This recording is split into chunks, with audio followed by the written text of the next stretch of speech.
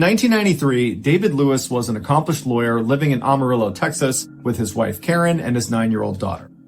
He was known to be a devoted husband and father who spent much of his off time supporting various charitable causes. On January 28th of that year, Karen and their daughter decided to leave Amarillo and go to Dallas to spend the weekend shopping together.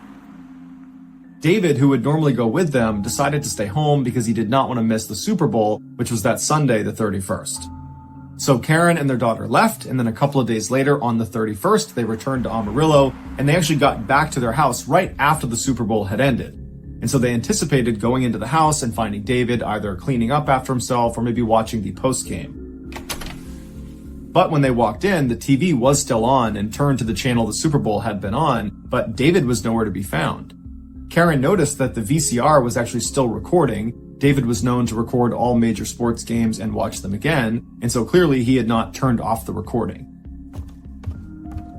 As Karen walked around the house yelling for her husband, she wasn't that concerned. She figured he must have stepped out or something, but she went into the kitchen and she opened up the fridge and she found there was a plate with 2 freshly made turkey sandwiches on it, which was a sandwich David would often make. And she thought that was pretty weird that he would have made them and then let them sit inside the fridge. And so she closed the fridge and turned around, and on the counter in the kitchen was his wedding band and his watch. And so even though there were all these kind of strange things that Karen was finding in the house, she really wasn't that concerned. There was no sign of forced entry, there was no sign the house had been burglarized, there was no sign of a struggle, and so she assumed her husband must have stepped out to watch the second half of the game at a friend's house and that he would be back later. And so Karen stayed up for a little while, but then ultimately she went to bed thinking he would be there in the morning. But the next morning when she got up, there was no sign of her husband, and so she went to the police. Within 24 hours, the police located David's abandoned car downtown near the courthouse. Under one of the car's floor mats, they located his car keys as well as his house keys. And then within the car, they found his checkbook, his credit cards, and his driver's license, all in the places they should be. They looked into his bank activity, and they saw there was a recent deposit for $5,000 into his family's account. They also saw that he recently purchased 2 plane tickets. One was from Los Angeles to Dallas, and the other was from Dallas to Amarillo, but it wasn't clear if he had used either of these tickets.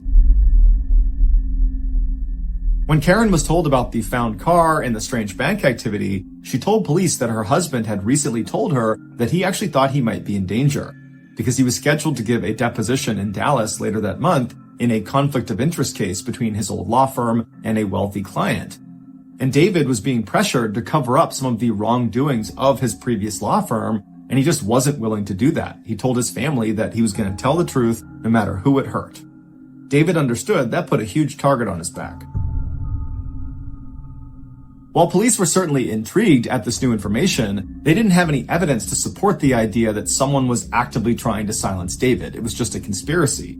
And so for 11 months, they looked for new leads and new information, but nothing came out, and David never popped up, he never called home, there was no sign of him. And so after 11 months, the police decided that David must have left of his own accord and that there was no foul play here, and so they closed the case.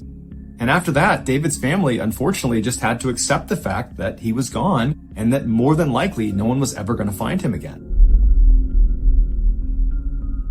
But in 2004, a state trooper in Washington state was on the internet just researching unsolved mysteries, and he came across a picture of David Lewis. And immediately he recognized that he looked exactly like an unidentified victim of a hit-and-run case he covered back in 1993. And so he pulled up the details of this hit and run, and he found the victim had been struck a day after David Lewis had gone missing. When this John Doe got hit, he was dressed head to toe in military clothing, he had no bags, he had no ID, and he was walking aimlessly down Highway 24 in Washington state, so 1,600 miles away from Amarillo, Texas, where David Lewis had gone missing. But despite the enormous distance between these two events, this trooper was convinced David Lewis was this John Doe. But as he's looking at the picture of David Lewis, he realizes he has glasses, and he didn't think the John Doe was wearing glasses. But just to be sure, he checked the belongings list of the John Doe, and it said he did have glasses. And it was the exact same kind that David was wearing in the picture. And eventually, DNA would confirm that David Lewis was the John Doe. Now, this solved the mystery of where David Lewis went, But it did not solve the mystery of why he went there. Why did David go to Washington, a place where he has no ties? And if David was the one who hit record on his VCR on the night of the Super Bowl, that means he would have only had less than 24 hours to move 1,600 miles to Washington State without his car. And why was he wearing military clothing? Was that his clothing? Did he buy it? Did someone make him wear it? Where was his luggage? What was he doing walking down the highway? David's assertions to his wife that his life was in danger, his demeanor as a loving family man, and the nature of his job as an attorney has many people, his family included, believing that he was the victim of foul play. But officially, the police have said David left the house of his own accord and his death was ruled an accident.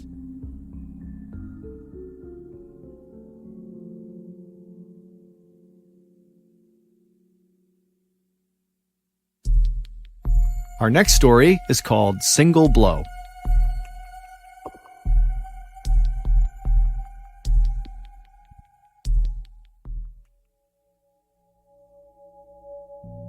In 1996, Blair Adams was 31 years old and living in Surrey, British Columbia. Although in the past he had struggled with substance abuse and alcoholism, over the previous 2 years he had really gotten his act together and got a great job as a foreman at a local construction company. He was known to be a cheerful and friendly guy that did not have any known enemies. But that summer, Blair started exhibiting uncharacteristic mood swings that his mother would describe as being frequent and wild. In a matter of weeks, Blair transformed from being very calm and relaxed and friendly to being totally panicked all the time and always looking over his shoulder, and he was so stressed out he couldn't sleep at night. And he began telling his coworkers that he was fairly certain someone was trying to kill him. And they would say to him, "Blair, I don't think you're okay. You really need to see a doctor." When his mother confronted him about his erratic, paranoid behavior, he told her, "Mom, I really shouldn't tell you about it." And she said, "What's it?" And he said, "Mom, I can't say anything else." And that was it. She could never get any more information out of her son. Blair's strange behavior came to a head on Friday, July 5th, when he went to his bank and withdrew all of the cash out of his account, totaling $6,000, and he also emptied his safety deposit box, which contained thousands of dollars worth of jewelry and gold. 2 days later, on Sunday, he left his house and drove 30 minutes to the Canada-USA border, and he attempted to enter the United States. But being a single guy carrying a bunch of cash and jewelry and acting really nervous, he fit the profile of a drug trafficker, and so he was denied entry. Frustrated, Blair left and went back to his house, and the next day, which was Monday, he went to his construction site and he abruptly told his boss that he was quitting. And he didn't even pick up his final paycheck, he just left.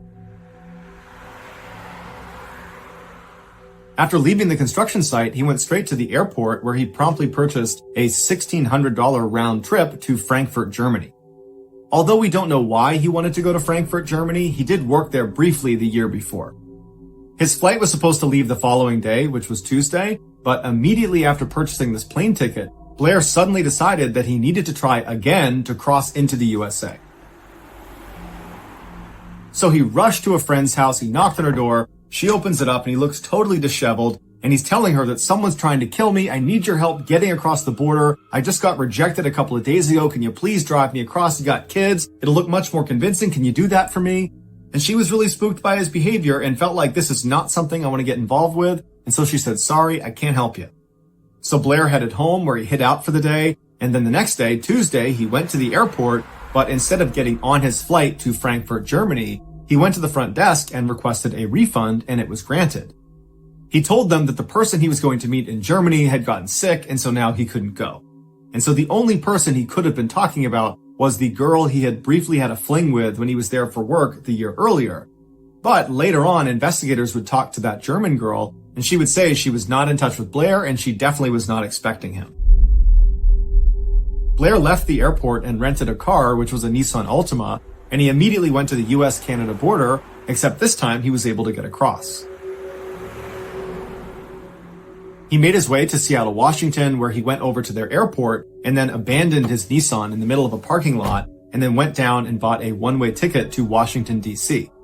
Now, he paid $770 for this one-way ticket, but he could have just purchased a round trip for half the price. But either way, he boarded the plane that night, and by Wednesday morning, he was in Washington, D.C. He got off the plane and rented another car, which was a Toyota Camry, and then drove 500 miles southwest to Knoxville, Tennessee.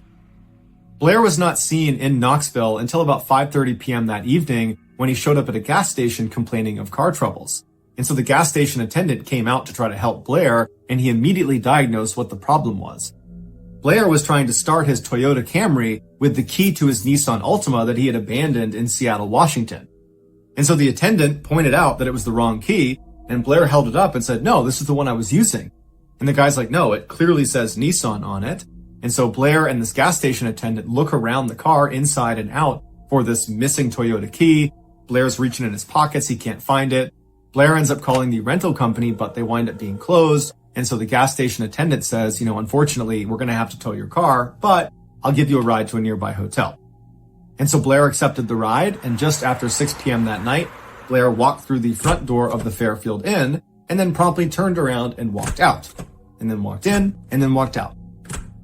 Over and over again, 5 separate times over the course of an hour before he finally walked up to the front desk and asked for a room. The front desk attendant at the hotel said Blair was totally paranoid, constantly looking over his shoulder, and just totally on edge the entire time. And then after she gave him his room and he paid for it, he took the key, and instead of going up to his room, he just walked out again and then never came back. The following morning, 2 workers arrived at their construction site right across the street from the Fairfield Inn, and they discovered a body, and it would turn out to be Blair's. He was missing his socks, shoes, and pants, and he had scratches on his hands as well as on his face, but none of the abrasions were that significant. There was $4,000 in German, US, and Canadian currencies lying on the ground around him.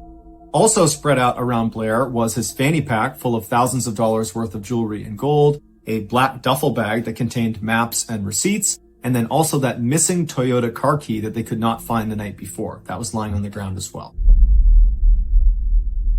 Blair's autopsy showed that he had died from a single violent blow to his stomach, but they had no idea what actually struck his stomach. Toxicology reports showed that Blair had no drugs or alcohol in his system. The only DNA evidence that was found at the crime scene was a single long strand of hair that Blair was clutching in his fist. But there's no more information about this hair online. There were no witnesses, but there was a security guard who claimed to have heard screaming, a woman's scream, coming from the area where Blair was discovered at about 3:30 in the morning. The only lead police had was the sketch of this guy that apparently people had seen Blair talking to outside of a Cracker Barrel restaurant right after Blair had left the hotel. But police were never able to identify this man. Investigators were baffled. Was Blair telling the truth that someone had been trying to kill him for weeks leading up to his death and they finally caught up to him? And if so, why didn't he tell authorities? Or was Blair delusional and he just happened to run into another killer when he was in Tennessee? Unfortunately, we still have absolutely no idea.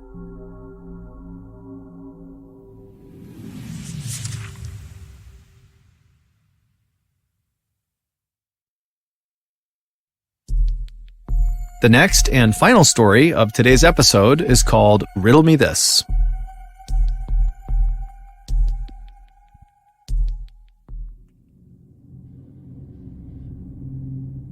At around 5 o'clock in the evening on June 25th, 1999, a man named Ricky McCormick stumbled into an emergency room in St. Louis, Missouri, with his hand over his chest, complaining that he couldn't breathe. He said he had asthma, and earlier that day he had been cutting the grass, and so maybe that had caused a flare-up.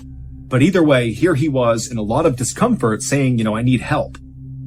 Ricky was 41 years old, and for his whole life, he had had heart and lung problems, and so him arriving in this state in the ER was actually not all that uncommon for him. And so this hospital did what they did with anyone who came in complaining that they couldn't breathe. They immediately took Ricky to a back exam room, and they hooked him up to all these monitors to make sure his heartbeat was steady and that his oxygen levels were plenty high. And once Ricky was in the exam room getting hooked up, he started acting really agitated, and he kept looking around the room like he was scared that someone was going to jump out at him, and he was also sweating profusely, and whenever he did speak, he spoke so quickly no one could really understand him. But despite Ricky's odd behavior, the heart monitor showed his heart was beating steadily, His oxygen levels were perfectly fine, and when the doctor came in and examined Ricky, even though he clearly saw that something was off about Ricky, there wasn't any sign that there was anything physically wrong with Ricky. And so the doctor and the nurses agreed that whatever was going on with Ricky had to be psychological. And as it happened, Ricky did have a long history of psychological issues. He was known for making things up all the time, just telling people these crazy stories about himself, like how he was this talented singer and he was about to go on tour, or that he was actually a prince, or that he was studying to be a doctor. I mean, things that nobody thought was true, but Ricky would say as if this is just common knowledge. This is who I am. And so Ricky's family for the longest time had just assumed that Ricky was either bipolar or maybe schizophrenic. Those are both serious mental health disorders that totally disrupt normal thinking. But Ricky, despite being encouraged by his friends and family to go get help, never got help for any of his psychological issues.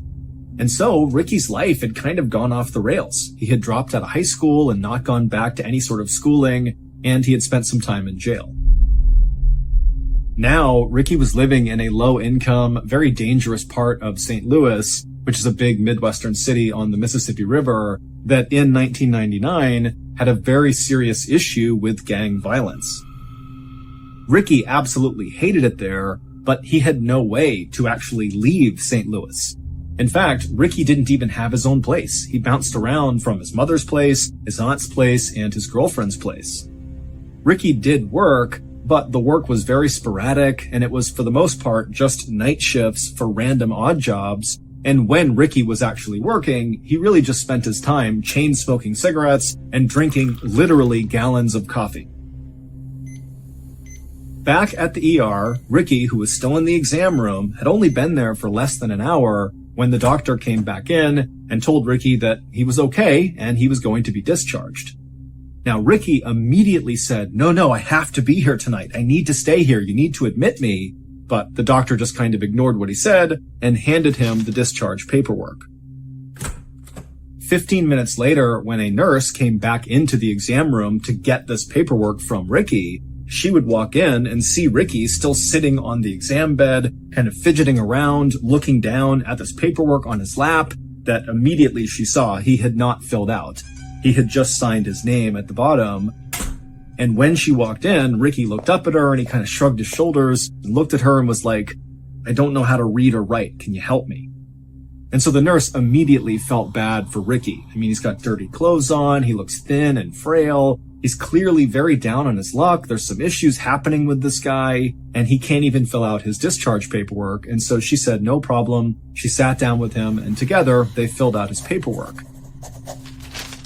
And then afterwards, when she walked him out of the exam room back to the front of the hospital, Ricky turned to her and said, instead of going home, can you just let me stay here in the lobby just for tonight?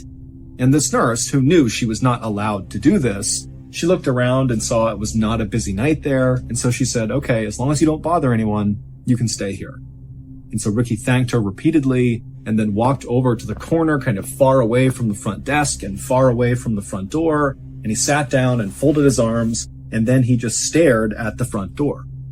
And so this nurse assumed that Ricky actually must be homeless, especially based on, how he came in and how he was acting. And so she figured, he needs a place that's warm to stay tonight.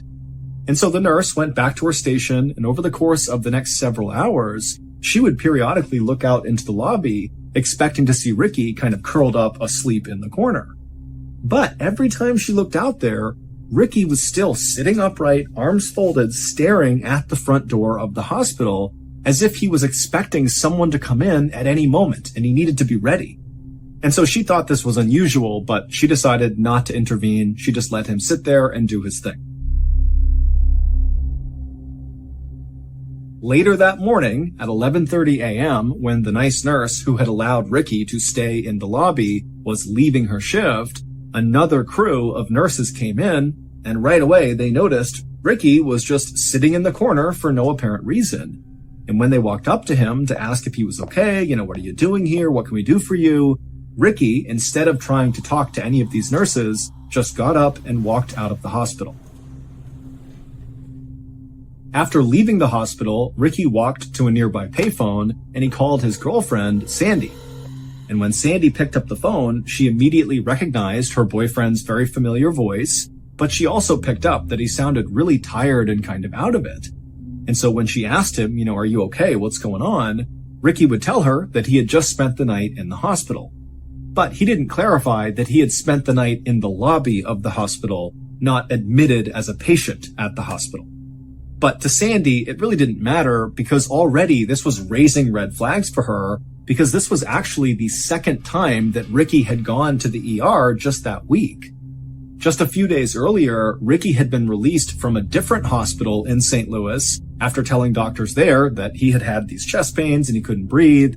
And so he had been admitted for a couple of days, but ultimately they determined that there really was nothing wrong with him. And they too believed whatever was happening with him had to be psychological. And so he had been released. Additionally, Sandy had been growing increasingly worried about Ricky because over the last several weeks, Ricky had begun acting really paranoid to the point where anytime he was in her apartment and somebody outside the apartment just walked down the hallway, Ricky would jump as if he was worried whoever was out there was going to barge in at any moment. But whenever Sandy asked Ricky, what's going on? Why are you so paranoid? He refused to elaborate. So, feeling very concerned about Ricky, on this phone call, Sandy would say to Ricky, please come to my apartment and let me take care of you. If you're not feeling well, I'll make you feel better. Just please come to my apartment right now. But Ricky said no, he did not want to go to Sandy's apartment. He told her instead he was going to walk to a nearby gas station to get a bite to eat, and then afterwards he would give Sandy a call. And so the two of them agreed to this plan. They hung up. But then Ricky did not call Sandy later. A worker at the gas station where Ricky said he was going would later tell authorities that Ricky did come into the gas station and he got a hot dog on that day, the 26th. And then the next day, this same worker said, yep, we saw Ricky again on the 27th. He came in here, he got a bite to eat, and then he left. But after that, nobody saw Ricky. Not his aunt, not his mom, not his girlfriend. He didn't show up in any other emergency rooms in Missouri. He just disappeared. On June 30th, so 3 days after Ricky was last seen at this gas station, a woman was driving her car 20 miles north of St. Louis on this highway when she looked out into this cornfield that butted up against the highway, and she saw kind of in the middle of it was this dark shape that looked totally out of place. And so she was intrigued enough that she actually pulled over on the road, she got out, and began walking into this cornfield to see what this thing was. And when she got up to this thing and saw what it was, she froze in horror, and then she screamed, turned around, and ran back to her car, and she flew to the nearest gas station, she grabbed a payphone, and she called 911.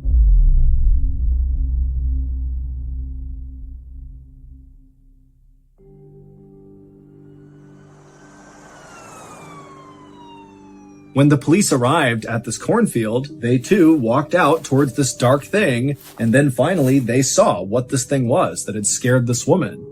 It was a dead person who was lying face down, their body was very badly decomposed, and in fact, their body was just kind of falling apart, like the fingers of this person's body had just kind of crumpled off of their hands. Now, based on what this person was wearing, they appeared to be male, but there was no way to tell how this person died or really how long they had been dead for. But despite the advanced decomposition, authorities were able to get a good fingerprint, and it would turn out that this body belonged to Ricky McCormick. The day after Ricky's body was found, the police would come out and say they were treating his death as a homicide. This area along this highway in this cornfield was actually a fairly common place for murderers to dump their victims. And it was very unlikely that Ricky had gotten there by himself. He didn't have a car. In fact, he didn't even have a driver's license. There was no public transportation that could have brought him to this spot. And if Ricky had decided to walk to this area for some reason, it was a solid 15 miles from where he lived and worked. Also, Ricky's body was way too decomposed relative to when he had last been seen alive, just 3 days earlier. And so there was a theory that perhaps he was killed somewhere else and then kept indoors in heat, and that had accelerated his decomposition, and then at some point whoever had killed him had moved his body and dumped it in this cornfield. And so on that first day of the homicide investigation, July 1st, the police put 18 detectives, so a ton of detectives, on this case, and they also appealed to the public to come forward if you had any information about what could have happened to Ricky McCormick. But just a day later, on July 2nd, the police came out and made an announcement that, after looking at all the evidence and looking at Ricky's body again, it did not appear, in fact, that he had been murdered, but instead he must have died of natural causes. This is a guy that had lung and heart problems, and so that is likely what killed him. Case closed. And so after this announcement, all of the evidence in Ricky's case was bundled up, put into storage, and people just kind of forgot about it. 6 months later, the Federal Bureau of Investigation, the FBI, got a tip that involved Ricky McCormick. They were working on a case in St. Louis, Missouri about this major drug dealer who apparently was ordering hits on his rivals, and a confidential informant came forward and told the FBI that this guy, Ricky McCormick, had gotten wrapped up with this major drug dealer. But they didn't really know what role Ricky was playing with this drug dealer. It was just kind of a rumor on the street that, Ricky was involved somehow. This did not make any sense to the FBI because they're thinking, why would this big-time drug dealer who really was a mover and shaker in St. Louis get involved with this guy, Ricky McCormick, who was obviously deeply mentally ill and borderline homeless? I mean, what role could Ricky play for this drug dealer? But the FBI still did follow up on this tip because it was very credible. And when they spoke to the local police who had investigated Ricky's death, they got Ricky's file, which meant they got all of the evidence, and immediately the FBI realized the local police had overlooked a very strange piece of evidence found in Ricky's pocket. This strange evidence was quickly sent to FBI headquarters in Quantico, Virginia, and it landed on the desk of a forensic analyst named Dan Olson. Dan was relatively new to the FBI, but he was highly disciplined and very methodical. And so when he received this piece of evidence, he got to work right away trying to figure out what it was, what it meant in relationship to Ricky and this drug dealer. Maybe does it answer the question of how these people are connected? But despite his best efforts in calling in the experts and using every computer program to analyze this evidence, he just could not figure out what it meant. At the same time that Dan was doing this, the big drug dealer who was the target of that big FBI investigation in St. Louis was arrested on gun and drug charges, and so the big case was now over. And suddenly, trying to figure out what connection Ricky McCormick had to this drug dealer was kind of irrelevant because the drug dealer was behind bars and Ricky was already dead. And so the FBI kind of put a pause on trying to figure out what this evidence was. And so Dan, even though he was really curious now, he was fully invested in trying to figure out what this thing was, he realized he had to give it up too and move on to something else. On a trip so far from home, I see a boy who's smiling just for me. In his eyes I see my dreams ignite. In that moment my heart takes flight. With every step the world feels new. I feel the spark is something true. Across the miles he stands so near. Together now there's nothing to fear. I found my love on distant shores. No more searching, I'm sure what's yours. Hand in hand we'll write our song in this journey where we both belong.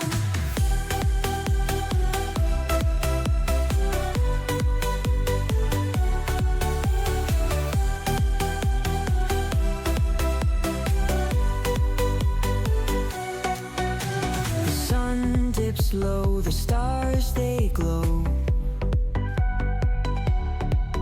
With him time stops and hearts do flow. In summer's breeze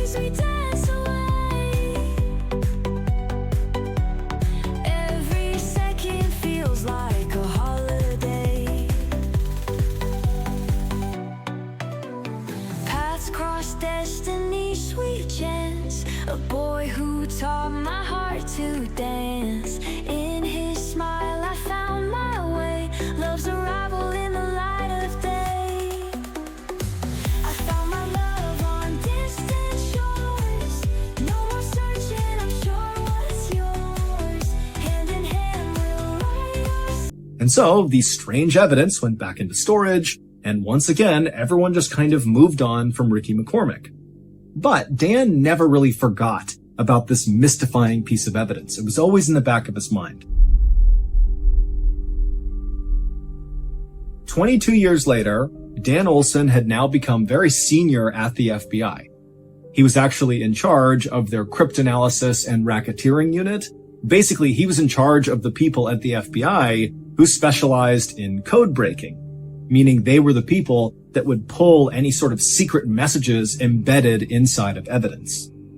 And so at some point after taking over this unit, Dan pulled out of storage this strange piece of evidence connected to Ricky McCormick, and he said, you know what?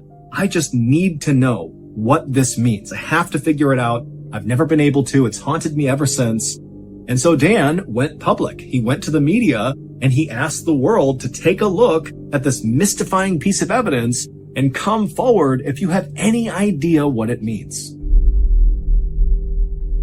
When Ricky was discovered in that cornfield, the local police quickly emptied his pockets, and in his pants pocket were 2 documents that contained an incredibly complex cipher or code. It was basically 30 lines on each piece of paper with different symbols and letters and capital letters. I mean, it looked like total gibberish to the untrained eye.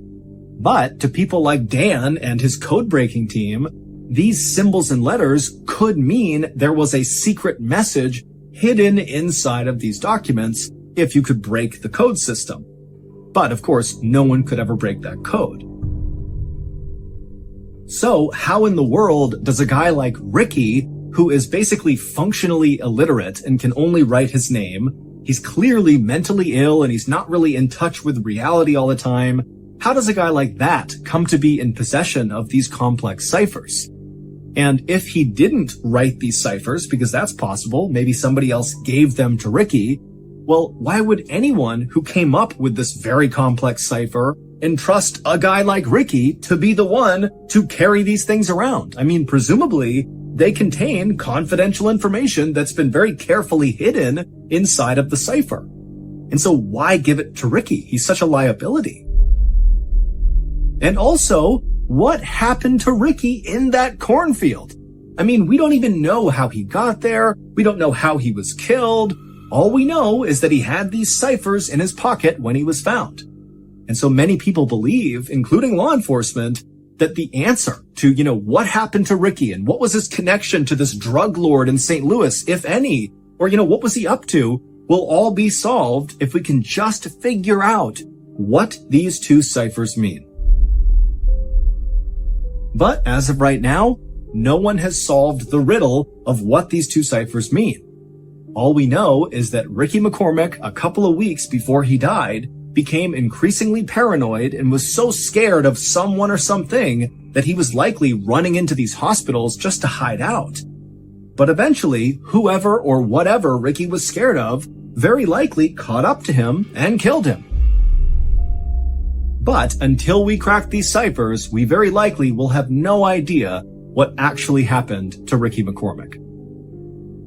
Today, the FBI has set up a special website where you can look at these 2 ciphers that Ricky had in his pocket, and if you're able to crack them, because someone's going to eventually, you can tell the FBI through this website and potentially help solve Ricky's murder.